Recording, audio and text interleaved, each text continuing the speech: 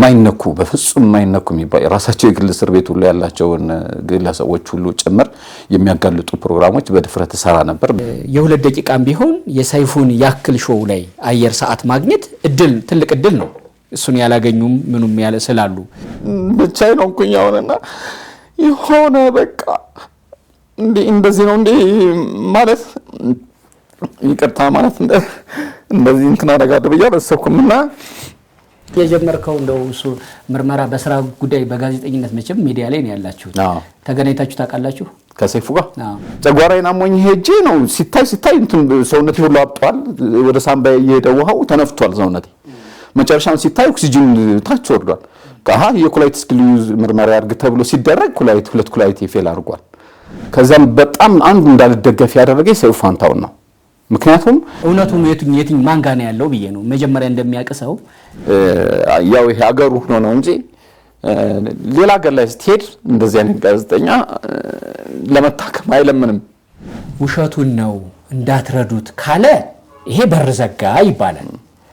ያቅሙን ግን የ1 ደቂቃ ሆነ የ2 ደቂቃ ብርሃኑ ወልደሰማያት በዚህ ሁኔታ ነው ያለው ታሟል ብሎ ያቅሙን ያለውን ይሰጥ አይደለም የሚባለው።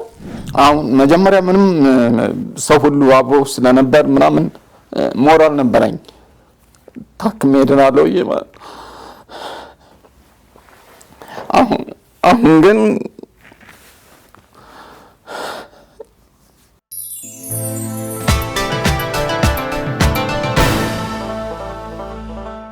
እንዴት ናችሁ? ይሄ እግረኛው ሚዲያ ነው። ተክለ ሃይማኖት አዳነ ነኝ። ለመንገር አይደለም ለመድገም ያህል ነው። ሼር ሰብስክራይብ ማድረግ ማስደረጉን አትርሱ። እንደ ውለታም ይቆጥረዋል እሱን። የዛሬ እንግዳዬ ጋዜጠኛ ብርሃኑ ወልደሰማያት ነው። ለቀደመው ጊዜ በብዙ ሚዲያዎች ይታወቃል፣ ደግሞም በብዙ የምርመራ ዘገባ ስራዎቹ።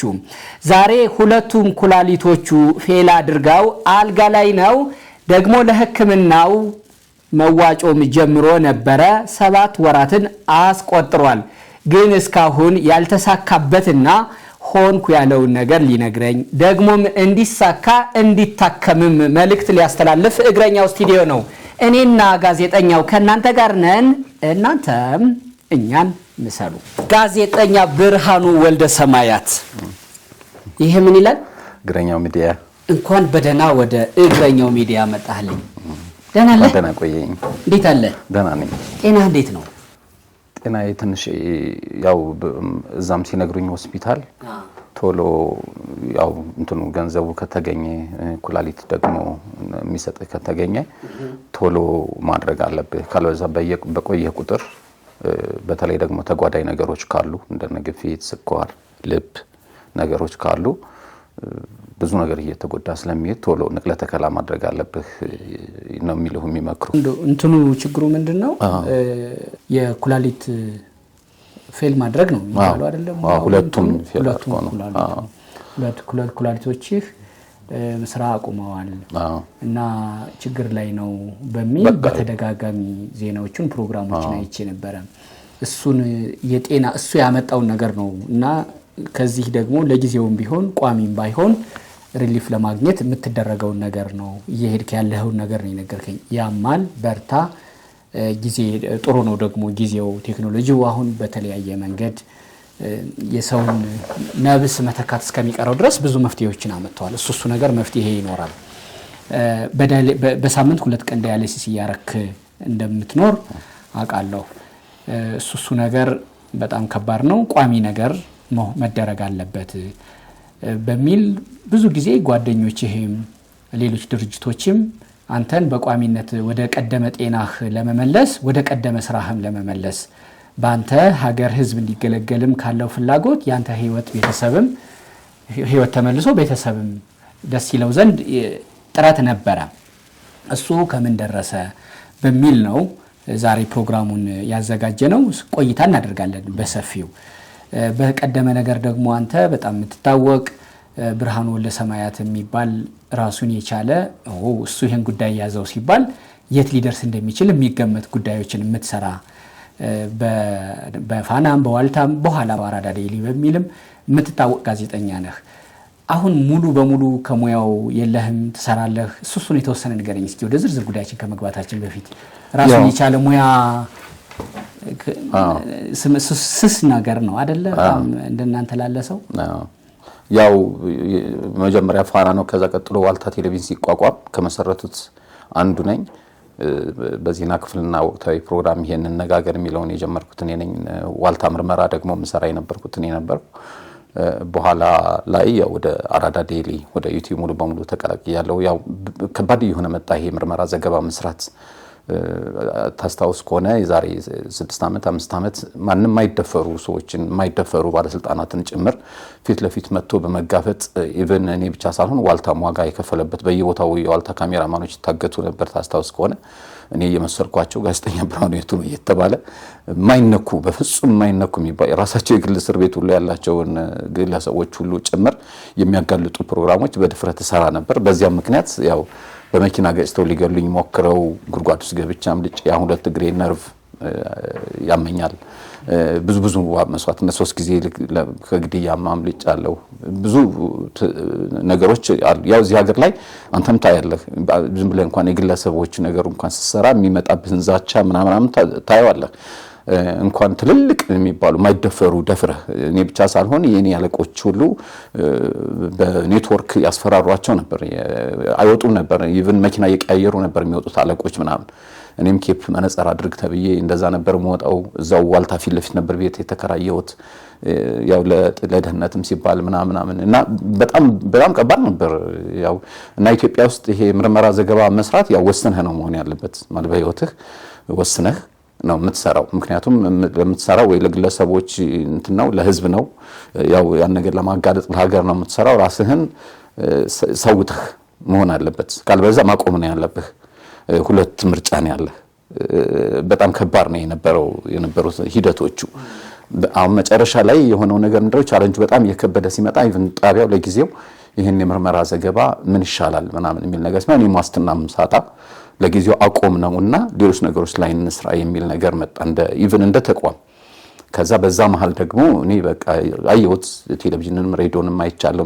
በጋዜጠኝነት እንትን ጥጉ የመጨረሻው ጥጉ ምርመራ ዘገባ ነው እንግዲህ የምትሄደው የመጨረሻው ስራ ሰው በቃ ኦኬ እንትን ብለናል። ለጊዜው ግን ነገሮች የማያስኬዱ ደረጃ ላይ ሲደረስ ደግሞ ራሻ ዩክሬን ጦርነት ምናምን በጣም እንደዚህ ጉዳዮች ሰራ ነበር።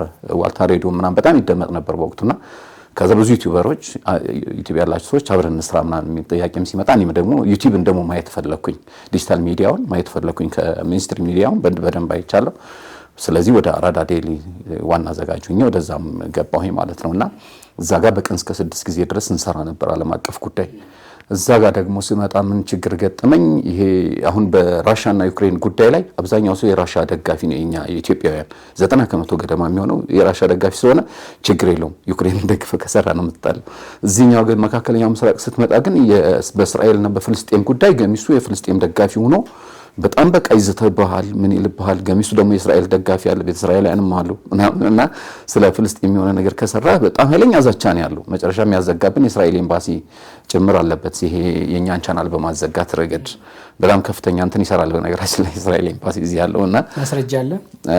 አዎ እንትኑ ስንጠይቅ እንደዛ ተነገረ። ማን ዩቲዩብ ጠይቀን ነበር። 3 ቻናል የተዘጋብን አራዳ ዴይሊ እሺ እንደዛ እንደነገሯቸው እና እንዳለበት እንትኑን ተናገረንና ያው የሀገር ኢንተረስት ስለሆነ ያው ኢንተረስት ነው ብዙ ያው ያረጋሉ እንደዚህ እነሱ ማለት ደግሞ ስታይም ብዙ ሚዙቱም ነበሩ። እኛ ግን ባያዝዳን ነው አይደለንም። ለሁለቱም ያው ነው እንትናቸው እስራኤልም ላይ ለኢትዮጵያ እንትናች ፍልስጤማውያንም ቢሆኑ ለኢትዮጵያ እንትናቸው ብዙ ጊዜ ሲሰራ የዓለም አቀፍ ጉዳይ የኢትዮጵያን ኢንተረስት ተጠብቃለህ እና በዛ አንግል ነው ስንሰራ የነበረው ቫላንስ ሆነ በተቻለ መጠን። ስለዚህ ስንሰራ የነበርኩት አራዳ ዴይሊ ላይ ነው። በኋላ እሱ ጋር ያለው ደግሞ ችግር ሲያጋጥም ሀሌታ ሚዲያ ላይ ጀመርኩ። ልክ እዛ ላይ ያለሁኝ ያው ኩላሊቴ ፌል አደረገ። በዛ ምክንያት አሁን 6 ወር 7 ወር ነው ስራ ፈትቼ ነው ያለሁትና ብሬኒውስ የሚልም ጀምሬ ነበር። ሁለቱም ጋር የራሴንም ጀምሬ ነበር ቤት ውስጥ ማለት ነው። እንግዲህ ያው አሁን ላስት ላይ እሱ ነው የነበረው ነገርና ከዛ በፊት ግን የነበሩት ያው ሚኒስትሪም ሚዲያው ላይ ነው ረዘም ያለውን ጊዜ ቆይቼ መጣሁት ማለት ነው። አይ ጥሩ ነው ሽግግሩ በብዙ ኤክስፒሪየንስ ነው ያለፍከው። ወደ ወቅታዊው የጤና ጉዳይሽ እንመለስ። አንተን ለማገዝ ብርሃኑ ወልደ ሰማያት ኩላሊቶቹ ስራ አቁመዋል እናም ጤናው ታውቋል፣ ስለዚህ እናሳክም የሚል ኮሚቴም ድርጅቶችም ምንም ነገር ነበረ። በእነሱ 7 ወር ቀላል አይደለም ሁለቱ ኩላሊቱ ፌል አደረጉበት ሰው። ስለዚህ የሕክምና ሂደቱ ያኔ የተጀመረው ነገር ተስፋ ሰጪም ነበረ፣ በጣም ዜናም ነበረ በጊዜው። እሱ ከምን ደረሰ? ተስፋ አድርገንበት አንተንም ወደዛ ይመልሳል ብለን ነበረ። ንገረኝ ሂደቱን የነበረውን ነገር። አሁን ወደ እግረኛው ሚዲያም የመጣህበትን ምክንያት በዛው ንገረኝ። እንግዲህ ምንድነው ያው መጀመሪያ ላይ ይሄ ነገር ሲከሰት ያው ጓደኞቼም ያወቁትም ሁሉም ጋዜጠኞች በሙሉ ሁሉም ደንግጠዋል የነበረው ነገር። በኋላ ተሰበሰቡ፣ የተወሰኑ ልጆች መጡ፣ እንደ ኮሚቴ ነገር እኔ አላውቅም፣ ያው እኔ ያለሁት ቤት ነው ያለሁት፣ እነሱ ራሳቸው ናቸው ተሰባሰቡ። ከኔ ደግሞ ቤተሰብ አንድ ወንድም አብሮ ገባ። በድምሩ ወደ 20 ጋዜጠኞች ከተለያየ ሚዲያ ላይ ያሉ ያው 20 የሚሆኑ ልጆች ተሰባስበው እንደሚሰባሰቡ ያው ይነግሩኛል። እኔ ግን ያው ማውቀው ነገር የለም። ያው ግሩፕም አላቸው፣ ግሩፕ መስርተው ነበር፣ መንቀሳቀስ ጀመሩ። እንግዲህ እዛ ላይ የሆነው ነገር ምንድን መሰለ ተክሌ፣ እኔ ለምሳሌ ያህል አንተ ብትመጣ ሌላም ሰው ቢመጣ ሊያግዘኝ የመጣ ሰው ይሄ ሕክምናው ሊያግዘኝ ገቢ ለማሰባሰብ የመጣ ሰው አንደኛ ሰው የመምረጥ መብት የለኝም። የመጣ ሰው በቃ ተባብሮ ያው ያግዝሃል። ሁለተኛ ከሌ ይውጣ ከሌ ይግባ እንደዚህ የማለት እንትኑን ፍላጎቱም የለኝም በመሰረቱ። በኋላ ከሌ ይውጣ ከሌ ይግባ የሚል ነገር አነሱ እየደወሉልኝ ማለት ነው። ከሌ ቢወጣ ጥሩ ነው እንደዚህ ብንሆን ምናምን የሚሉ ነገሮች መጡ። አይ እኔ እንደዚህ አይነት ነገር ውስጥ አልገባም፣ ሁላችሁም የመጣችሁት እኔ ለማገዝ ነው፣ የሰብአዊነት ስራ ነው እንጂ የሆነ ነገር አይደለም። ስለዚህ ዝም ብለን እንትን እናድርግ፣ ባለው ኃይል በጀመራችሁት ቀጥሉ፣ ከሌ ይውጣ ከሌ ይግባ ሳትሉ ዝም ብላችሁ ቀጥሉ ምናምን አልኳቸው። እና በኋላ አካውንት በሚተዋወቅ ጊዜ ያው የራሱ አካውንት ለምን አልሆነም የኔ ማለት ነው። ሌሎች ምን ያደርጋል አይነት ነገር ያው ለጊዜው እዚህ ባላነሳውም ኦስሪካል አውርቻለሁና ከሌ ይውጣ ከሌ የሚል ነገር ስለነበር እዛ ጋር የተጠቀሱት አንፃር እኔ ደግሞ እንደዛ ማድረግ አልፈለኩም። እንትና ይውጣ እንትና ይግባ የሚል ነገር አልፈለኩም። በቃ አንዴ ራሳቸው እንትና አድርገው አምጥተዋል። የእንትና ፎቶ ቢሆን እንትና ምናምን ብለው በቃ በዛው መሰረት ይሁን እና ትልቁ ነገር ምናልባት እንኳን በዛ መንገድ የሚታጣ ነገር ቢኖር የህዝብ ድጋፍ ግን ተቋማት ጋር ሄዶ ማሳካት ይቻላል። ጋዜጠኞች ከተረባረቡ እኛ ለስንት ነገር ነው እናደናለን እንደ ሚዲያ ማለት እንዴት አንድ ጋዜጠኛ ማሳከም ያቅተናል የሚዲያ ሰዎች ላምን እችላለሁ። ምክንያቱም ብዙ አንድ ሚዲያ እግረኛው ሚዲያ እንኳን ብቻውን ለብዙ ነገር ይበቃል ብዬ አስባለሁ። እና እንኳን 20 ጋዜጠኞች ብዙ ሚዲያ ባለበት ሀገር እንዴት ሚዲያኛ ህዝብ እንመራለን እንጂ ህዝብኛና ይመራል ወይ ደግሞ የሆነ ሙቭመንት የሆነ እንትንን አካልን እኛ እንደ ጋዜጠኛ ነው አይደል አጀንዳ ሴት የሚያደርገው ህዝብን የሚመራው ሚዲያ መሆን አለበት ብዬ አምናለሁ ፐርሰናሊ እንጂ የሆነ እንቅስቃሴ ያንን ሚዲያ ወይም ደግሞ ጋዜጠኛን መምራት አለበት ብዬ አላምንም። ስለዚህ አይሆንም። እኛንን እንትን ማድረግ ያለበት ስህተት እንኳን ቢኖር እንደ ሚዲያ እኛ ጋዜጠኞች ተባብረን አንዱን ያን ነገር ማስተካከል አለብን፣ መምራትም ያለብን እኛንን የሚል አቋም ያስኩኝ እኔ እና ከሌ ይውጣ ከሌ አይሆንም እሺ ኦኬ ባልን ተጀመረ ማለት ነው። እንትኑን ጀመሩ። በኋላ የተወሰኑት ልጆች አይ ለኛ ለራሳችን ስፖንሰር ስለምንጠይቅ ለሱ እንደዚህ ደብዳቤ ያዝን ሄደን መጠየቅ ይቸግረናል አሉ። በኋላ ምክንያት መምጣት ጀመረ ማለት ነው። የተወሰኑት ሰዎች ደግሞ አሁን ባልኩህ ከሌ ካለማን ያልገባም አይነት ነገር በሚለው ቀሩ። የተወሰኑት ደግሞ በቃ እንደዚህ አሳክማለሁ ያለመጣ በኋላ አንድ ድርጅት ያን ሲሰማ ኦኬ እሱማ ካለ በቃ ብዙ አያስቸግርም ማለት ነው የሚል ነገርም ምክንያት ነው ያን ያደረጉት መጣ። ከዛ በእነዚህ ምክንያቶችና መጀመሪያም ደግሞ ከሌ ይውጣ በሚለው እንትን ውዝግብ እንትን ላይ የእርዳታ እንትን ላይ አስተያየት የሚሰጥበት ጋር ኮሜንቱ ላይ ነበረ። ከሌ ካልወጣ ገንዘብ አንሰጥም አንረዳም። የራሱ ችግሩ ከኔ ጋር አይደለም። አካውንቱ የተከፈተውን ነው። አዎ የተከፈተውን ይገባኛል። የሰው ስም ባልጠቅሰው ምናምን ብለኸኛል። እሱን እንደ መብት አልፍልሃለሁ። ኮሚቴዎች ውስጥ የነበሩ ሰዎች ነበሩ። ስለዚህ የአካውንቱ የተለጠፈው ያንተ አልነበረም። የሶስት ሰዎች ስምና የሶስት ሰዎች ፎቶ ያለበት ደብተር ተለጥፎ ነበር። እሺ። ስለዚህ ያ ለምን ተደረገ የሚል በቃ ይሄ አስተያየቱ ላይ 90% እንደዛ አይነት ተቃውሞ ነበረው። በዛ ምክንያት የህዝብ ድጋፍ ያው አልነበረም ማለት ነው። ያ ባለመቀየሩ ምናምን እንደዚህ ብዙ ነገር እንትን ሆነ፣ ወደ ውዝግብ ሆነ፣ የሆነ ነገር ሆነ። ከዚያ ኦኬ እሺ ያ ነገር እንትን ባይል እንኳን መጀመሪያም ኤክስፔክት አድርጌ የነበረው ተቋማት ጋር ተሄዶ ማሳካት ይቻላል የሚል ነገር ነበር። ማለት ጋዜጠኞች ይሯሯጣሉ ብዬ ነበር ያሰብኩት እንደ ኮሚቴ ማለት ነው። እና ተክሌ እስካሁን ድረስ አብሮኝ ያለው ሰለሞን ብቻ ነው፣ ጋዜጠኛ ሰለሞን። እና ያው ሁሉም የሉም። ስለዚህ ያው ምንም ማድረግ አልተቻለም። በቃ ያው ቁሟል። አሁን ምንም ነገር መሰብሰብ አልተቻለም። እንዳልኩ በዛ እንትን አደረገ።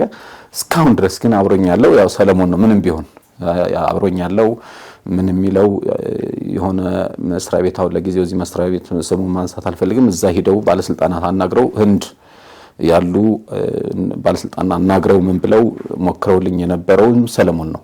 ግን ያም ቢሆን ያው ወጪውን የሚሸፍን ካለ ነው እንትን ይሄ። ምክንያቱም አሁን በራስን ተነስተ ብትሄድ አንዳንዴ ብዙ አይነት ወንጀሎች አሉ። ለምሳሌ ኩላሊት ልታሰራ ሄደህ የሆነ ነገር ሆነ ልትመጣ ትችላለህ። ደረጃውን ያልጠበቀ እንትን ሊኖር ይችላል። ብዙ ደላሎች አሉ። የሚገርም አንተን ካወቁ ብዙ ዶክተሮች ሁሉ አሉ የሚደውሉ እንደዚህ የሚያገናኙ ህንድ ምናምን የተለያየ ሀገር የሚወስዱ እንደዚህ እኛ እናስጨርስልሃለን፣ እንደዚህ እናደርግልሃለን፣ እንደዚህ ምናምን ዋጋው እንደዚህ ምናምን የሚሉ አሉ። ያው ይህን ስራ የሚሰሩ ማለት ነው።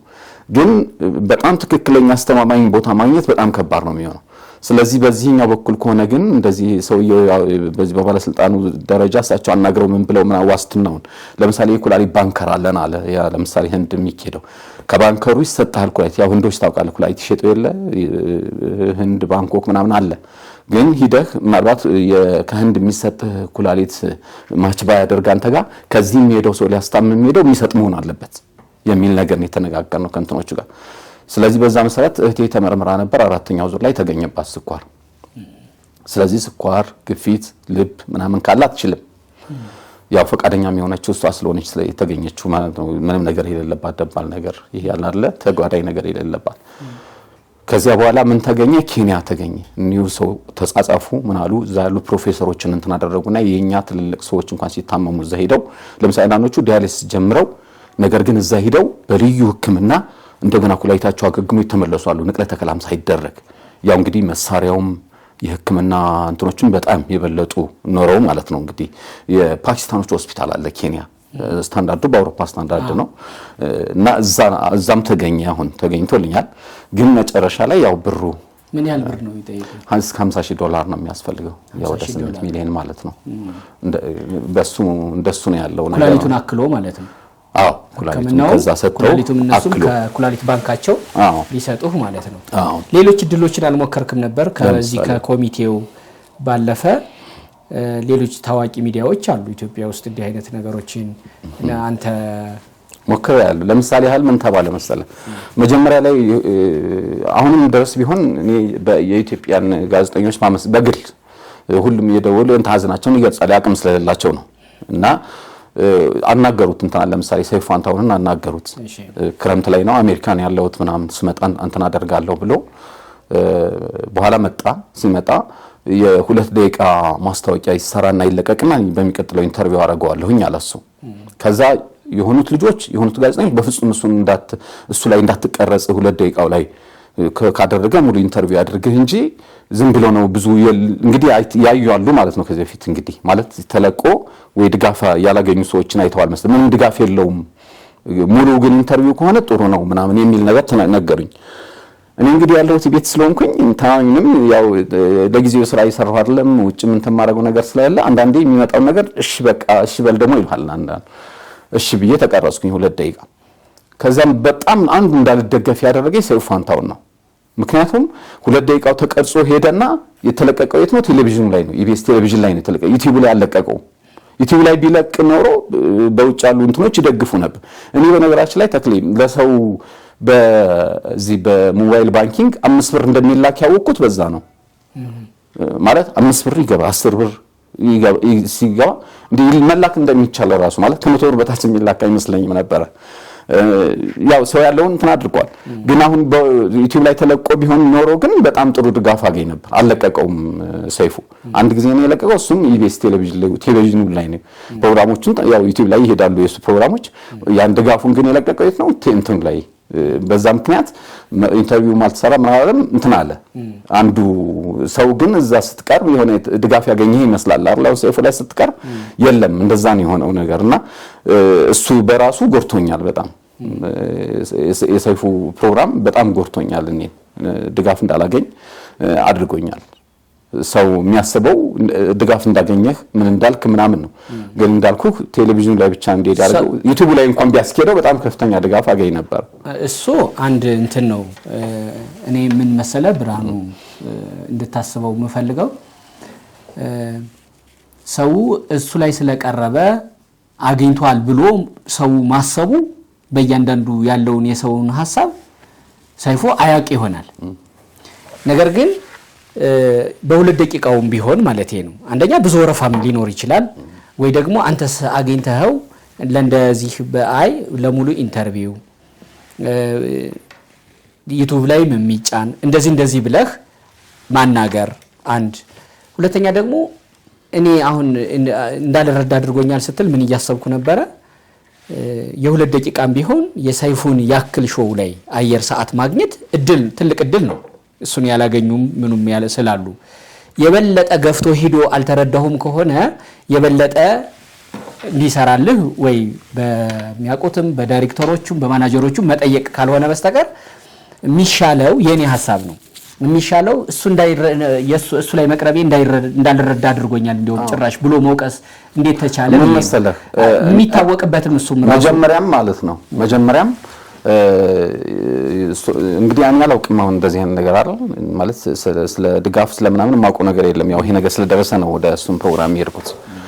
እንግዲህ የሚያውቁ ወይ እንግዲህ በዚህ ደቂቃ ልክ አሁን እኔ አሁን በእንደዚህ አይነቱ ፕሮግራም ሄዶ ያዩ ሰዎች አሉ ማለት ነው። ይሄ እንደዚህ ድጋፍ ብዙ እንደማይኖረው ይቺ የሁለት ደቂቃዋ ብቻ ቆይ የሰይፉን ጉዳይ እንዳልረዳ ያደረገኝ እሱ ነው የሚለው ላይ ተግባብተን ማለፍ እንድንችል ብዬ ነው። አንድ ሰው እንዳልረዳ ያደረገኝ ማለት ውሸቱን ነው እንዳትረዱት ካለ ይሄ በርዘጋ ይባላል። ያቅሙን ግን የአንድም ደቂቃ ሆነ የሁለት ደቂቃ ብርሃኑ ወልደሰማያት በዚህ ሁኔታ ነው ያለው ታሟል ብሎ ያቅሙን ያለውን ይሰጥ አይደለም የሚባለው። ያለውን ከሰጠ በዛ በኩል መረዳት አለመረዳቱ አልጠቀመኝም አንሶኛል ብሎም ጥያቄ መጠየቅ አንድ ነገር ሆኖ እያለ ነገር ግን ሰይፉ ላይ በዛች መንገድ መቅረቤ እንዳልረዳ አድርጎኛል ብሎ መውቀስ ያስችላል ወይ? ሰይፉ በዛ ስለማናቀው ብዬ በመርዳት ነው የምናቀው። ያው እሱ በእንትን ጉዳይ አይቶት ላይ ሆን ይችላል ማለት ያው ለመጥፎ ነገር አስቦት ላይ ሆን ይችላል ሰይፉ። ግን እንዳልኩ ዩቲዩብ ላይ ቢሄድ እኮ ይጠቅመኝ ነበር እኔ። ምክንያቱም አንደኛ የዶላር ምንዛሬ ምናምን ታውቀዋለህ። ለምሳሌ አሁን ለምሳሌ 5 ብር እንደሚላክ ነግሬሃለሁ ብያለሁ አይደል? እዚህ ያለ ሰው 5 ብር የሚልክልህና $5 የሚልክልህ አንድ አይደለም። ገብቶሃል? ለምሳሌ $1 ቢልክልህ አንድ ሰው አሁን 150 ብር 100 ምናምን ብር ነው አይደል? አንድ የኢትዮጵያ 1 ብር ደግሞ 1 ብር ነው። ገብቶሃል? ለዩቲዩብ ላይ የምንለው ለምንድነው ምንዛሬው በጣም ከፍተኛ ስለሆነ የተወሰነ ሰው እንኳን ቢልክልህ በጣም ጥሩ ነገር ታገኛለህ ነው። ግን ዩቲዩብ ላይ ስላልሆነ ዩቲዩብ ላይ አሁን እግረኛ ሚዲያ ዩቲዩብ ላይ የሚተላለፍ ባይሆን ኖሮ በቴሌቪዥን ቢሆን አንደኛ ምን ያህል ሰው ያያዋል፣ ለበተለይ ደግሞ የድጋፍ በሚሆን ጊዜ ምን ያህል ነው ድጋፉ የሚያስገኘው የሚለው ከብሩም መጠን ሞር አሁን ከፍ ያለ ስለሆነ ሕክምናው ለምሳሌ 100,000 ወይ 200,000 ምናምን ቢሆን ችግር የለውም። ይሄ በሚሊዮን ነው ሕክምናው ስትሄድ ማለት ነው። ስለዚህ ከዚህ አንፃር ከሚጠይቀውም ነገር አንፃር እዛ ላይ ቢተላለፍ ኖሮ ይጠቅመኝ ነበር። አሁን ፕሮግራሙ አይጠቅምም አይደለም፣ ፕሮግራሙ ሳይሆን የተላለፈበት መንገድ ነው ቲቪ መሆኑ። አዎ እንጂ ፕሮግራሙ አይደለም። ፕሮግራሙ የ1 ደቂቃም ቢሆን የ30 ሰከንድም ቢሆን ለምሳሌ ዩቲዩብ ላይ ቢሆን ኖሮ በጣም ይጠቅመኝ ነበር። ለምክንያቱም ሌሎች ፕሮግራሞቹ በሙሉ ዩቲዩብ ላይ ሂደዋል። ያቺን ተነጥላ የቀረችው በወቅቱ በዚያን ቀን የቀረችው የኔ እንትን የለችም ቴሌቪዥኑ ላይ ነች። ሌላው ግን ሌላው ፕሮግራም በወቅቱ በቀኑ የነበረው የነ ሸዋፈራሁ ምናምን ፕሮግራም ምናምን ነበር በዛን ቀን የነበረው። ይሄ ወደ ውጭ ይዘውት ሊሄዱት ያለው ፊልም ምናምን ሁሉም ነገር ሂዷል ዩቲዩብ ላይ። የኔ ግን የለም። እሱን ነው ያልኩ ያለሁት ዩቲዩብ ላይ አለመጫ ነው። አለመጫ ነው እንጂ ከዚያ በኋላ ግን እሱን ለማግኘት ጋዜጠኛ ዳነም ሌሎችም አናግረዋል ሰይፉን። ቆይ ዛሬ ጉፋን ይዞኝ ነው፣ ቆይ እንደዚህ ነው ምናምን ያለ ያው አልፈለገም። በቃ ቢፈልግ ያው ያገኛል። ምክንያቱም ስልኩንም ሰጥተውኝ እኔ ሜሴጅ ልኬለታለሁ በተደጋጋሚ። ምክንያቱም ያንድን ሰው እንትን ለማንሳት ብዙ ነገሮችን መሞከር አለብህ። ሞክሬያለሁኝ። ስለዚህ በቃ ፐርፐዝሊ አልፈለገም ወደሚል ነው የመጣሁት። ምክንያቱም ከፈለገ ያንተ ድምዳሜ ነው አልፈለኩም ብሎ ነው ያለመቻሉን ወይ በተደጋጋሚ ሜሴጆችን ልኬያለሁኝ ወይ ወረፋ ወይ ደግሞ አለመቻል ምክንያቱን እንዲሁኝ ነው ካለ ያለውን ማመን ነው እንጂ አንተ በልብህ ያለውን አልፈለገም ብሎ የራስህን ማመን ምን አመጣው ይሄ ያው መጨረሻ ላይ እንደዛ አይነት አቋም ላይ ነው የምትደርሰው። ምክንያቱም ተጠብቃለህ። ለምሳሌ አንድ ሳምንት ወይ ለሳምንት ቢሆን ወደ 4 ወር ምናምን ሆነው ብርሃኑ ወልደ ሰማያት እንድትረዳኝ የምፈልገው አንተ ሁለቱ ኩላሊትህ ፌል አድርጎ አሁን ለመረዳት ለምን መሰለ ደጋግሜ ጫን ብዬ የተሻለ ፍቅር ዘርታችሁ የበለጠ ያቆራረጥህም ወይ አያቀያየህም ወይ ይሄ ይልቅ እድሉን ካገኘህ እግረኛውን ሊያይ እንደሚችል እገምታለሁ። ሰይፉ ጊዜ ባይኖረውም ያው ስላንተ ተወርቷል ሲባል ሊያይ እንደሚችል እገምታለሁ። ሰይፉ በዚህ ጊዜ የሞከርከልኝ ነገር ብዙ ፍሬ አላፈራልኝም። አሁን እንዲህ ብታደርግ አንተ ለብዙ ሰዎች ህይወት ደርሰሃል። እኔ ማአት ነገር ቆጥረንም አንጨርሰው ሰይፉ የረዳቸው እውነት ነው ብለህ መልእክት ብታስተላልፍና ማስታረቁን ብትሰራ አይሻልም ወይ ነው? እኔ ሲጀመር ለሰይፉም ያለኝ ነገር በጣም በብዙ መንገዱ ፖዚቲቭሊ ነው የማየው። አሁን ይሄንንም ራሱ መሞከሩም በራሱ ይሄ 2 ደቂቃውንም ማስኬዱም እኮ በጣም እንትን ነው ያለውን የሰጠኝ ትልቅ አክብሮት አለኝ። መጀመሪያም ራሱ እንትን ባለ ጊዜ ችግር በተከሰተ ጊዜ ሰይፉ ጋር የምትሰራው ልጅ አለች አይደል?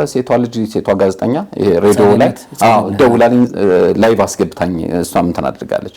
አሁን እኔ ይሄን እና አጠቃላይ ሰይፉን አጠቃላይ አይደለም እንትን እያደረኩ ያለሁት ያችን ፕሮግራም ቴሌቪዥን ላይ ከሚሆን እንትን ቢሄድ ኖሮ ዩቲዩብ ላይ በጣም ይጠቅመኝ ነበር። ነገር ግን አለመሄዱ ግን አሁን እሱ አስቦት ሳይሆን ሰይፉ አስቦት አይደለም። አለመሄዱ ግን ያው እሱም ያው ማገዙ የራሱን ማድረጉን ነው ያየው። ግን ደግሞ እዚህ ላይ ብቻ በመተላለፉ ደግሞ እኔን ጎዳኝ። እሱ ላይ የጀመርከው እንደው እሱ ምርመራ በስራ ጉዳይ በጋዜጠኝነት መቼም ሚዲያ ላይ ነው ያላችሁት። ተገናኝታችሁ ታውቃላችሁ ከሰይፉ ጋር? በፍጹም እሱ የያዘውን ጉዳይ ወይ ዘግበህ እንደዚህ እንደምን አላውቅም። አይ እንደዚህ እንኳን በእንደዚህ አይነት እንጃ። ግን ያው እኔ እንግዲህ መቼም እኔ ብዙ ነው የሰራሁት የምርመራ ዘገባ። ትልቁ ነገር ምንድነው በሌላ ነገር ተገናኝታችሁ አታውቁም? እስካሁን አናውቅም። እሺ እንደው ምናልባት እንደው ካለ ምናልባት ከዚህ እንደውም ከሱ ይልቅ እኔ ከጠየቀኝ አንድ ፕሮግራም ልዩነት አንድ ፕሮግራም ደግሞ አንድ አይነት ያለው ገጠመኝ ካንተ ጋር ነው። እሺ አንድ ጊዜ አንተ ያቺ ህፃን ልጅ የ7 ዓመት ልጅ ተደፍራ ተብሎ ፕሮግራም ተሰርቷል ነበር ትዛይና የባህር ዳሯ። ሁላችንም የልጅቱን እንትን ደግፈን ነበር ስንሰራ ነው። እኔ ማራዳዴ ላይ ደግፌ ነው ሰራ ነበር። ልጅቱ ሰውየው ላይ ተወሰነውን እርምጃና ልጅቱ ያው እንትን ምናልባት እንትኑ ባያዝ ዳርጎኛል ብያስባለሁ እሱ ነገር ላይ በኋላ አንተ ቫላንስ አደረክ ሂደህ በአካል ያለውን ነገር ምናምን ሰራ። እንዴት እንደዚህ ያደርጋል ብዬ አንተን ሁሉ ተችቼ ያውቃለሁ ፕሮግራሜ ላይ። በኋላ ደግሞ የአቶ በላይነህ እና አቶ አዱኛ የሚባሉ ሰዎች ነበሩ የሆነ የቅርብ ጊዜውን እና እሱ ላይ ደግሞ በጣም አፕሪሺየት አደረኩኝ አንተ። ምክንያቱም አንተ ባላንስ ባታረግ ኖሮ ያቶ አዱኛን ባታመጣ ኖሮ ያ ፕሮግራም ቫላንስ በጣም ስናደር ነበር ዩቲዩቦች ላይ ሳይ። አቶ በላይነህን ብቻ አቅርበው አንዳንዶቹ አቶ አዱኛ በጣም በቃ አቶ በላይነህ ምክንያቱም አቶ በላይነህ በባህሪው በቃ በጣም ይጮሃል፣ ያለቅሳል፣ ምን ይላል ምናምን እና በጣም እንትን አድርጎ ነው የሚያቀርበው። በስራ አጋጣሚ ያገኛል። እኔ ነኝ መጀመሪያ የሰራሁት ዋልታ ላይ የሰራሁት እሱ ነው። ዋልታ ምርመራ ላይ የዛሬ 6 ዓመት የሰራሁት እኔ ነኝ። ሁለቱንም አናግሬ ከዚያ በኋላ እስከ ጠቅላይ ፍርድ ቤት የህገ መንግስት አጣሪ ጉባኤ የሚባል አለ አይደል? ሰበር የነበሩትን ውሳኔዎችና የህገ መንግስት አጣሪ ጉባኤን ሁሉንም አካትቼ እሱ ብቻ ሳይሆን በወቅቱ ነበሩ የተባሉ ሽማግሌዎችን ማምኖችን ሳይቀር ሁሉ አናግረን የምርመራ ዘገባ ወደ 4-5 ክፍል የሆነ የሰራሁት እኔ ነኝ። በሱ ጉዳይ ላይ እውነቱ የቱ ጋር ነው ያለው? ከመጀመሪያ ጀምሮ እንደሚያቀሰው እኔ እንግዲህ እሱ ላይ ምንድነው መጀመሪያ ላይ ሲመጣ በጣም ሰውየው ያለቅስ ስለነበር ኢቭን ገንዘብ ልስጣችሁና ብቻ ያን ሰውዬ እንትን የሚያደርግ ነገር ይሰራ ነው የሚለው ይሄ አቶ አዱኛን እንትን የሚያደርግ ነገር እና የኛ ሰዎች መጥቶ ሲያለቅስ ምን ሲል ምን ደንግጠው ምን ብለው መጀመሪያ በቃ ወደሱ በቃ ቶሎ ኢንተርቪው አድርገው እንደዚህ አድርገው ምናምን አሉ። ከዛ እኔ አምጣ መረጃና ማስረጃህን አምጣ ነው የምለው። እኔ መረጃው እንግዲህ ሰውየው የሚናገረው ነገር ነው፣ ማስረጃ ደግሞ ዶክመንት ነው። ስለዚህ ሁሉም ነገር ለማየት ሞከርኩ። ከዚያ በኋላ ያደረኩት አቶ አዱኛ ማስጠራት ነው። አጋጣሚ ሀገር ውስጥ አልነበረም አቶ አዱኛ እስኪመጣ ጠበቀን። ቶሎ ተሰርቶ አየር ላይ እንዲውል ምናምን ነበር እንትኑ ነው በቃ ቫላንስ ይደረግ አንድ ነገር አይሰራም። አሁን ለምሳሌ ዩቲዩብ ላይ ያለ እድል ምንድነው ዛሬ አንዱን ታቀርባለህ፣ ነገ ደግሞ ከፈለክ ሌላኛውን ሰው ታቀርባለህ። እዛ ግን እንደዛ የሚባል ነገር የለም። ሁለቱንም እኩል ከተሰራ በኋላ የህግ አስተያየት የሚባል አለ። የህግ ክፍል አስተያየት እና ብዙ ነው በጣም እንትኑ። ከዛ ያንን ስለነበር ባላንስ ለማድረግ ጠበቅኩኝ እንትን አደረኩኝ። በወቅቱ በዚህ መሃል የኛ አለቆች ምንድነው ከዚህ እንትን ቢታረቁ አይሻልም ወይ የሚል ነገር መጣ። ምክንያቱም በእነሱ ይሄ በእልህ በጣም ብዙ ንብረት እኔ ሂጂ በየቦታው ቀርጫለሁ። የሚገርም አፈር እየበላው ያለ ይሄ ያስገቡት ግሬደር ምናምን በፊት ገና እነ ተክለ ብርሃን አምባይ ገና በደንብ ሳይቋቋሙ በፊት ጀምሮ አዳዲስ መሳሪያ ያስገብተው ሲንቀሳቀሱ የነበሩና ሲው እልህ እንትን ያስወጣል መርፌ ያስወጣል ምን ያስወጣል የሚባለውን ያየሁት በእነዚህ ሁለት ሰዎቹ ዝግብ ነው። እስከዛሬ ኢትዮጵያ ውስጥ አሁን እዚህ የምጠራቸው ትልልቅ የሚባሉ ካምፓኒዎችን 10 ምናምን መገንባት የሚችሉ ሰዎች ናቸው የነበራቸው። ያስገቡት ማቴሪያል የነበራቸው አቅም ምናምን ፋብሪካዎች ሁሉ አለ እዚህ ቃሊቲ። እውነቱን የትኛው ማን ጋር ነው ያለው ብዬ ነው መጀመሪያ እንደሚያቀሰው እኔ በተቻለ መጠን እንዲያውም የሚያስረዳ አቶ አዱኛ ነው ያየሁት። እኔ ያየሁት ተረጋግቶ እሳቸው እያለ ነው የሚነግርህ። አቶ አዱኛ ሲያወራም ራሱ በደንብ እያንዳንዱ ነገር ቁጭ ያደርግልሃል በማስረጃ እያንዳንዱ ነገር። በዛ ኬዝ እውነት አለ ብለህ የምታስበው አቶ አዱኛ ጋር ነው አንተ? አዎ። እና አንተ ደግሞ መስራት ባላንስ አድርገዋል። መጀመሪያ ብዙዎቹ ያቶ እንትና ነበር በየቦታው ለቅሶ ምኑ ያው እኛ ጋር ብዙ ጊዜ እኛ ጋር ትንሽ እንደዛ አይነት ነገሮች ስለሚገኑ ነበር። በኋላ ሄደህ ስትሰራ አንተ ስታመጣው በጣም በቃ እንትን አደረኩኝ ባላንስ ሆነም። ከዚያ በኋላ ደግሞ ሰዎች እንትን ያደርጉ ይልቅስ በስራ አጋጣሚ ካንተ ጋር ነው ተገናኝቼ ካንተ ጋር ነው እንዲያውም ተገናኝቼ ተወቃቅሽን በራሴ ፕሮግራም ማለት ነው አመስግኝም አወቅሽም የማውቀው አንተን እንጂ ከሰይፉ ጋር በምንም ነገር ተገናኝተን አናውቅም። ለምሳሌ አሁን ተገናኛችሁ ቅድምም እንዳልከው እሱ ብዙ አይን ያለው ብዙ ጆሮ ያለው ትልቅ ሾው የሚመራ ሰው ነው።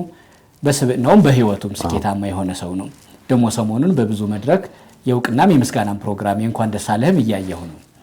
ይሄ ሁሉ ያደረገው ሚዲያ ላይ በሚሰራቸው መዝናኛ ፕሮግራሞች ብቻ ሳይሆን ጎን ለጎን ሰብአዊነት ስላለው ማህበራዊ ኃላፊነቱን ስለሚወጣ ነው። አንዳንድ ሚዲያም ስም ያላቸው ሰዎች ሁሌ የነሱን ሐሳብና በከተማው በሀገሩ ምን ተወራ የሚለውን ብቻም ሳይሆን ያን ተደማጭነታቸውን ይዘው የሰውን ችግር የሰውንም ብሶቱን መተንፈሻ መድረክ መሆን ደግሞ መታሻ ወጌሻ ቦታ መሆንም አንዱ እንትን ነው። እሱ በዚህ መንገድ ሁሉ የመጣ ሰው ነው። አሁን ቅድም አንተ በጠቀስክልኝ መውቀሱ ይገባኛል፣ እርግጠኛ ነኝ እሱም ይረዳሃል። ምክንያቱም ያለህበት ሁኔታ ይሄን እንድትናገር አድርጎሃል ብሎ ያስባል። ነገር ግን ደግሞ እንድትረዳ እኔ ፍቅር ልዝራ ብዬ ነው ባንተና በሱ እንዲያቀርብህና ሌሎችንም እንዲያስተባብርልህ የምታስተላልፈው መልእክት ካለ ብዬ ነው። ያው ሰይፉ ብዙ ሰዎች እንዲታከሙ አድርገዋል።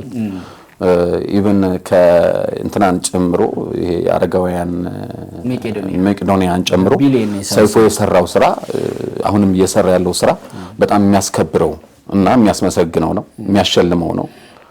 ሰይፉ ሁላችንም የምንወደው ወንድማችን ነው። እንዳልኩ ለኔም ቢሆን ለማገዝ ነው የሞከረው። ነገር ግን ሳያስበው እሱ ሳያስበው አሁን መልእክትህ ስለዚህ አሁንም ቢሆን አሁንም የምንፈልገው ሰይፉ ጋር በቃ እንደዚህ ተቀራርበን ያው እንደዚሁ ያደርገዋል ብዬ አስባለሁ። ይችላል ደግሞ በጣም ብዙ ሰዎች አሉ በዙሪያው። ስለዚህ ሰይፉ በእርግጠኝነት ይሄን ፕሮግራም ያያዋል ብዬ ተስፋ አደርጋለሁ። ይነግሩታልም እሱም ያያዋል ብዬ ተስፋ አደርጋለሁ። ስለዚህ ካናገረኝ ምን ማድረግ እንዳለብን ማውራት እችላለሁኝ አብረን ይረዳኛል ያግዘኛል ብዬ አስባለሁ ምክንያቱም የሱ ፕሮግራም በጣም ስለሚታይ ብዙም ኮንታክት ስላለው አሁን በጣም ብቻዬን ያለሁት ቤት እንዴት እንደዚህ ይሆናል ምናምን ብዬ ይገርመኛል ምክንያቱም ብዙ ነገር ማድረግ ይችላል ነበር እኔ በጣም ብዙ ነገር አሳልፈናል በጣም ብዙ ትልልቅ ሰዎች እጄ ውስጥ ነበሩ በጣም ብዙ ማውቃቸው ሰዎች አሉ አንዳንዴ ለምሳሌ የሆነ ነገር ቢደርስ አብረውኝ ይሆናሉ ብለህ የምታስባቸው ትልልቅ ሰዎች በጣም ባለሀብት በጣም ትልልቅ ሰዎች አሉ የምታውቃቸው ሰዎች ግን የሉም አሁን ማለት አናገርባቸው አንዳንዴ ሀበሻ ጋር እጅ በእጅ ነው የሚባል ነገር አለ አይደል ማለት ነገ ይሆነኛል ብለህ ሳይሆን ዛሬ ነው በቃ ቤት መኪና እንደተሸለምክ ሀብት እንዳለህ ነበር የምሰማው ግን ማን እንደዛ ነው ያው እንግዲህ ከኛም በኋላ ጀምረው እንደዛ አይነት ነገር ያላቸው ሰዎች አሉ እኔ ግን አጋጣሚ ያው ስሰራ የነበረው ለሙያ ነው እንጂ በወቅቱ ያው የራሴን ስራ መስራት ቢጀምር ምናምን ደርስ ነበር እዚህ ምክንያቱም በጣም ብዙ አድቫንቴጆች ነበሩ ኢቭን ምን ይደረግልህ በየአቅጣጫው ባል ነበር ከተለያዩ አካላት ነገር ግን በወቅቱ የነበሩት ነገሮች በስራ ናቸው እንግዲህ ወደ ዩቲዩብ መጥቼ ምናልባት የግል ነገርም ገና ለመስራት እንቅስቃሴ የጀመርኩት በቅርብ ነው እንጂ ወደ ዩቲዩብም ከመጣው በኋላ በአራዳ ዴይሊ ዋና አዘጋጅኝ ነው ስሰራ የነበረው እንጂ ሚዲያው ብዙ ሰዎች እኔ ነበር የሚመስላቸው ዋና አዘጋጅ ነኝ እዛ ያው 70 ሺህ ብር ይከፈለኛል ዋና አዘጋጅኝ ነበር ስሰራ የነበረው ስለዚህ ቤትና መኪና እንግዲህ ወደፊት ጤናው ከተመለሰ ሰርተን ይሆናል ብዬ ተስፋ አደርጋለሁ አሁን ባለው ሁኔታ ግን ያው የለም ቀደም ኮሚቴዎች ላይ ብር አሰባሳቢ ሆነው የተመደቡት ላይ እከሌ የሚባል ካለ ይውጣ እከሌ የሚባል ካለ ይግባ ስትል በሚል ነው ያልተሰበሰበልኝ ያን ደግሞ የሆነ ሰው ሊረዳኝ የተዘጋጀን ሰው አይ አንተ ውጣ አንተ ግባ ማለት ልቡን ቀና ልቡን ይዞ እስከመጣ ድረስ እቀበላለሁ እንጂ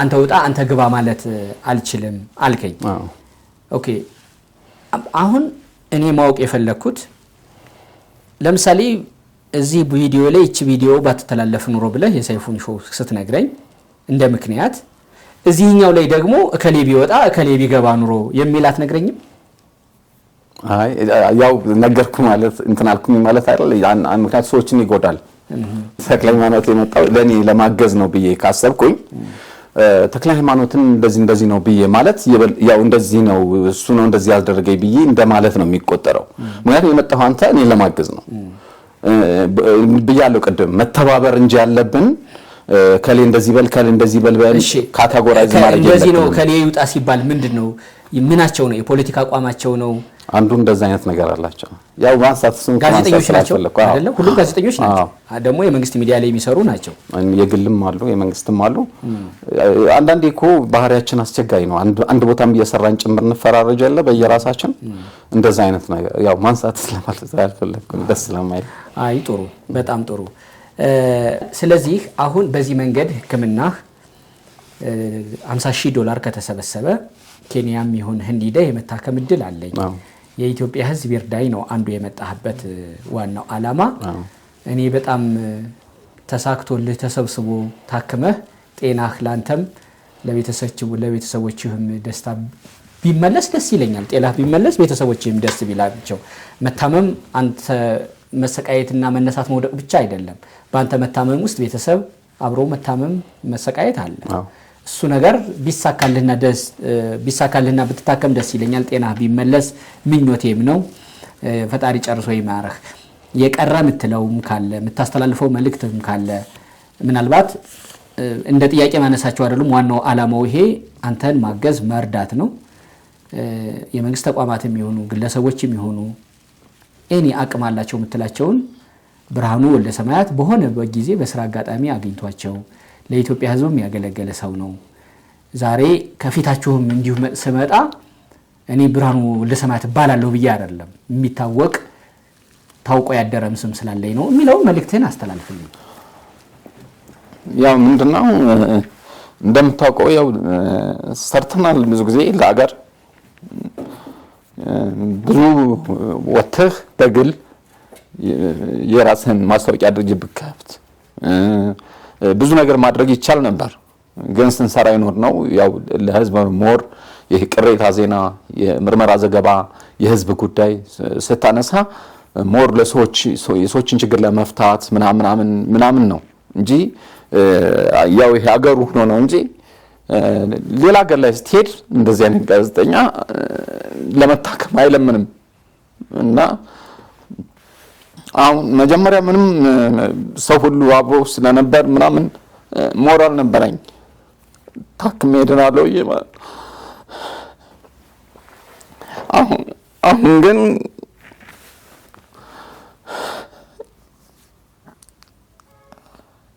ይቅርታ ማለት የቆየ ሲሄድ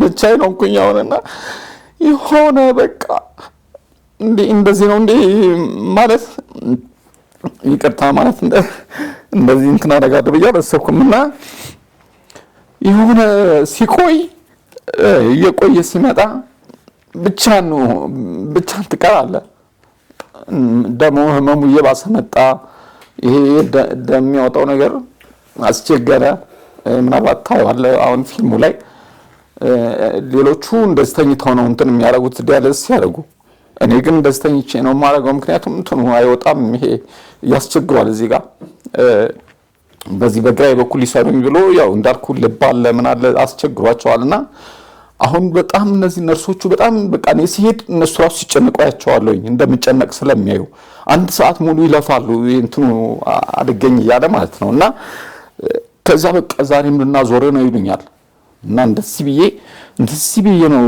4 ሰዓት ሙሉና ይሄ እንደዚህ በጣም ተነምልበት ስነሳ በኋላ በቃ በጣም ያመኛል ከዛ በኋላ ደግሞ እንደገና ከመጣ በኋላ መልሰህ ሌላኛው ቀን ዲያሊሲስ እስከምትሄድ ድረስ በዚህኛው ጎን ብቻ ነው የምተኛው በዚህ ከተኛ ቱቦዎቹ ስለሚናጉ እንትን ይላልና እንደገና ደግሞ አሁን ይሄ ቱቦ የገባበት አሁን በጣም ያሳከኛል እንደዚህ በቃ ቱቦን ይረንቀልሃል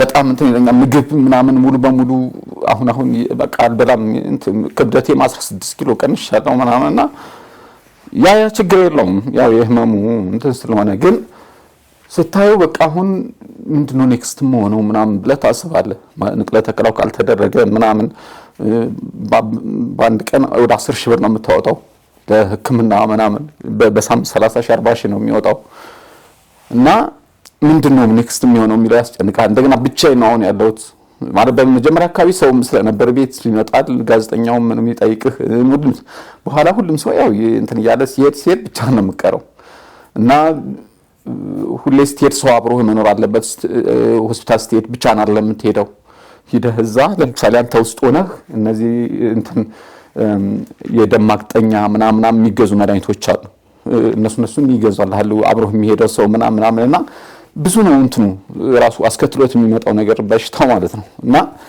ያ ነገር አሁን በቃ አሁን ብቻዬን ስሆን የሆነ ነገር እንትን ይለኛልና እንዳልኩ ደግሞ እረዳለሁ ያለም ሰው ተቋም ነበር አግዛለሁ ብለው ነበር እና እነሱ ደግሞ አሁን የሉም ነግሬያቸዋለሁ ግን እና በዚህ አጋጣሚ ቢያግዙኝ መታከም ይችላል አሁን ሬዲ ያው ይጨረሱኝ ነገር ያለው ጋዜጠኛ ሰለሞን ከነዚህ ለጊዜው ስም መጥራት ስለማልች ነው ትልቅ ባለስልጣናት ተነጋግረው ጨርሰውልኛል ኬንያ ግን ህክምና ወጪውን የሚሸፍንልኝ ተቋም ለጊዜው እየጠበቅኩኝ ነው ያለሁት ባለስልጣናት ወጪውን አይጨምርም እንዴ ያነጋገሩት ግለሰብ ናቸው እና እሳቸው ያውቁታል የዚህ ሆስፒታል በመጠቆም ደረጃ ብቻ ነው ፎም ብለ ጨርሱልኝ እሳቸው ነው ባለስልጣን ስለህ አቅም ያላቸው ሳይሆን ለምሳሌ ጄኔራል ናቸው በቃ እና እሳቸው ያው በሚያውቁት በህክምናው ተጻጻፉልኝ እና የኢትዮጵያ እዚህ ትልልቅ ባለስልጣን ተከሙ የሚሄዱበትን ምናምን ስለሚያውቁት ኔትወርኩን ሄደው እንትን አደረጉ እሳቸው እንዳይጨርሱልኝ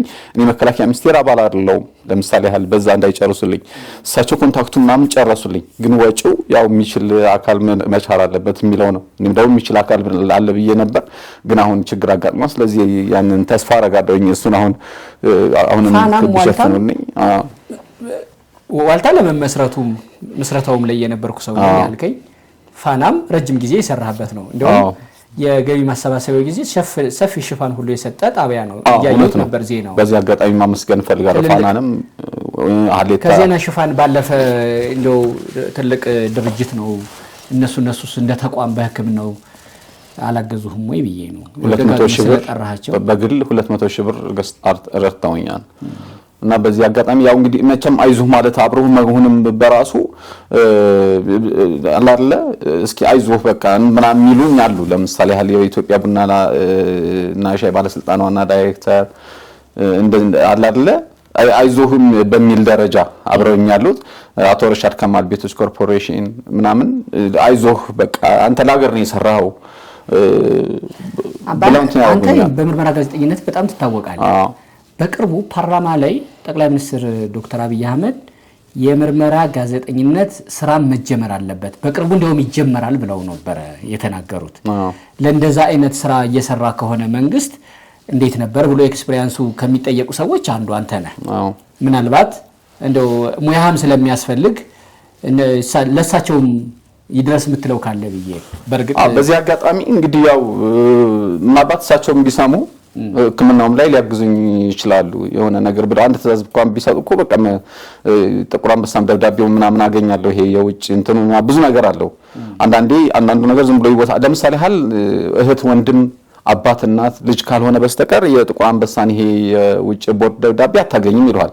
ይሄ ህግ የወጣው የዛሬ 6 ዓመት 5 ዓመት አካባቢ የዛሬ 4 ዓመት አካባቢ ታስታውስ ከሆነ ሰው ተገጭቶ መኪና ኩላሊቱ ወጣ እንደዚህ ሆነ ናዝሬት ልጆች ጠፉ ምናምን እየተባለ ይወራ ነበር አይደል? ለኩላሊት ተብሎ ምናምን እየተባለ ያኔ ተደንግጠው ጤና ሚኒስቴር አዲስ ህግ አወጣ። ህጉ ምንድነው?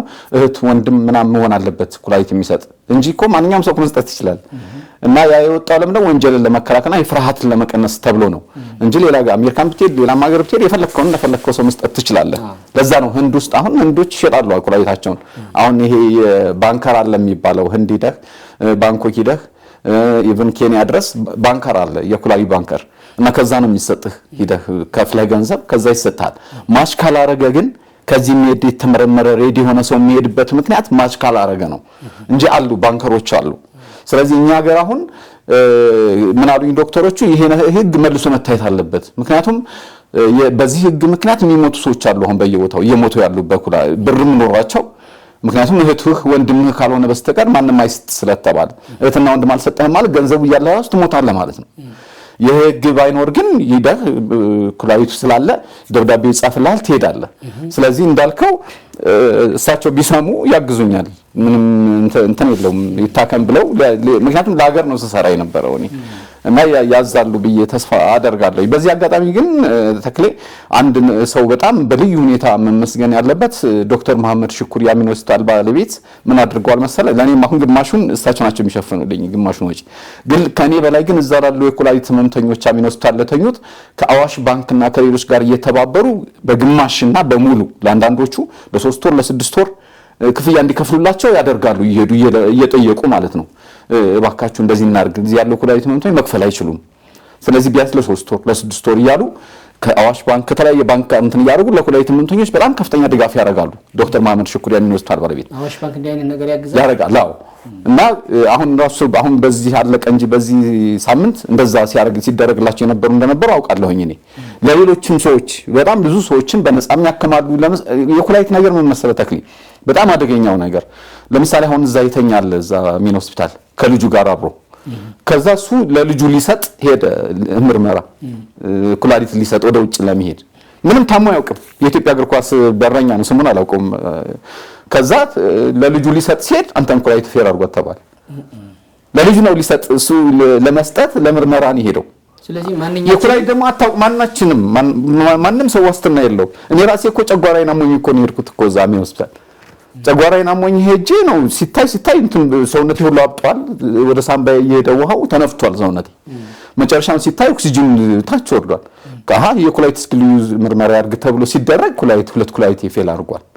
ስለዚህ ማንኛውም ሰው በቃ ሳታውቀው ነው እንደዚህ ኩላሊት እንትን አድርጓል የምትባል። ከዛ ይሄ እግር ኳስ በረኛው ሄዶ ለልጁ ሊሰጥ ሲል ኩላሊት ፌል አድርጓል። አንተ ራሱ እንትን ያስፈልጋል ሲባል ወደቀ ማለት ነው። ደግሞ ስታውቅ ወዲያውኑ ትወድቃለህ። በቃ ሳይኮሎጂው ራሱ እንትን ይልሃል። እኔ እኮ እዛ አሚን ሆስፒታል ተኝቼ እኮ ዜና ሰራ ነበር። ላይቭ እየገባሁ የውጭ ዜና የራሻ ዩክሬን እሰራ ነበር የሚገርም ስላላወቅ ነው ሳላውቀው በፊት ልክ ዲያሌስ ጀመር በቃ መንፈስ ሁሉ እንትን ይላል በቃ የተሳሰራል ብዙ ነገር እንትን ይላል እና ይሄ ያው እግር ኳስ ተጫዋቱ ልጁም እሱም አሚን ሆስፒታል ዲያሌስ እያደረጉ ነው በግማሽ የሚችሉት ማናቸው ዶክተር ማመር ሽኩር ናቸው እሺ ምስጋናው ይድረሳቸው በጣም የባንክ አካውንት ብርሃኑ ወልደሰማያት የሚላለህ የንግድ ባንክ ነው እሺ ንገረን እስኪ 1000 ከዛ 30 እንደገና 1 ሚሊዮን ማለት ነው 177777 1 ሚሊዮን 177777 77 የስልክ ቁጥርህን 0913 08 9778 ይሄን ቪዲዮ ላይ እናደርጋለን መልካም እድል እመኝልሃለሁ ድነህ ጤና ተመልሶ ላገኝ ወንድሜ በርታልኝ ተመልካቾቻችን የጋዜጠኛ ብርሃኑ ወልደሰማያት የባንክ አካውንትና ስልኩ ከስር አለ ቀደም ሲል የሰማነው ነው ታሪኩ ያሳዝናል ደግሞም የነበረበት የሄደበት ሙያው ለኢትዮጵያ ያስፈልጋል እንደ ሰው ደግሞ መረዳት ይገባዋል በሚል ነው ግረኛው ያቀረበው አይታችሁ እናንተ መቼም አይነገርም እንዲህ ነው እንዲያ ነው ለማለቱ እገዛችሁን ወደ ቀደመ ጤናው እንዲመለስ አትንፈጉ ለማለት ነው መልካም እድል እመኝልሃለሁ እሺ የተለየ ታሪክ ካላችሁ ተነግሮ የሚያስተምር ወይ በታሪካችሁ ልትታገዙ ስለምትችሉ ያመረታችሁ ከሆነ ምርቱን አገልግሎትም ካለ እሱን ለማስተዋወቅ በህይወታችሁ አንዳች ቦታ ምራፉ ከተዛነፈ ቦታውም ከተቀደደ በስነ አእምሮ በስነ ልቦና ባለሙያዎች ታግዘን የተቀደደው ይሰፋ ዝንፈቱም ይቆለፍ ዘንድ ከልብ እንጥራለን ለሁሉም ከስር ያለው ስልክ ያገናኘናል ተክለ ሃይማኖት አዳነ ነበርኩ